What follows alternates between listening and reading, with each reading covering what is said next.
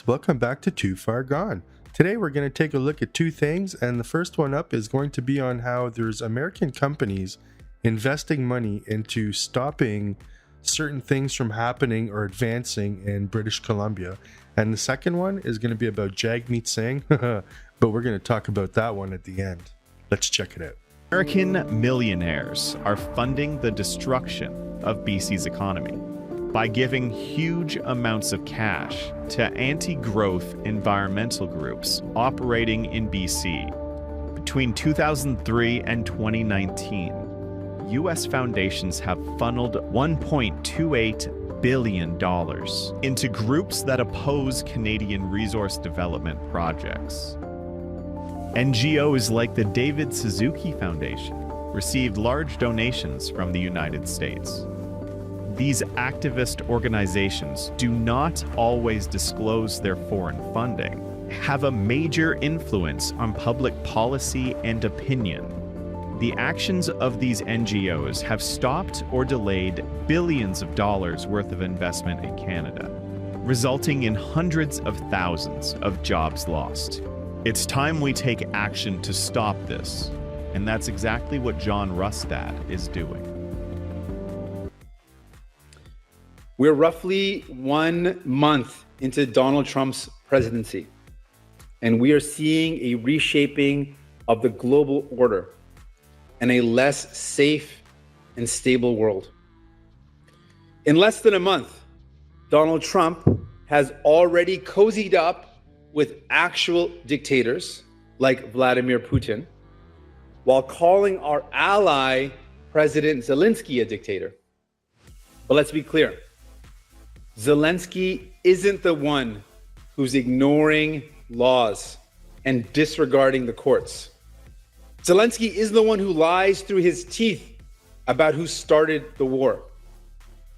Zelensky is the one who holds peace talks without allies involved.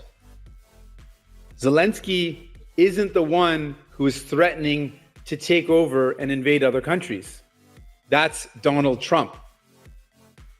In less than a month, he cut foreign aid and dismantled U.S. aid, putting thousands of lives at risk. He jeopardized a two-state solution in Israel-Palestine and mused about forcible expulsions and violations of international human rights. His partnership with Netanyahu has allowed the most significant escalation in the West Bank. He pulled the United States from important pillars of the international system, like the World Health Organization and the Paris Climate Agreement. He gave superpowers to billionaires and cozied up to tech bros who spread disinformation. He got his surrogates, J.D. Vance and Elon Musk, to endorse the AfD in Germany, a party widely seen as supporting or embracing Nazi elements in its midst, a party, I'll remind you, that Pierre Poilievre's caucus members met with. Trump has then repeatedly threatened to invade other countries. I ask you a question. What do you call someone who threatens his allies, including with the use of military force? Someone who spreads disinformation and proclaims that he is above the laws and fires anyone who won't do as he says, even those in law enforcement and in the military. You call that person a fascist. I also believe we need to ban Donald Trump from attending the G7 summit.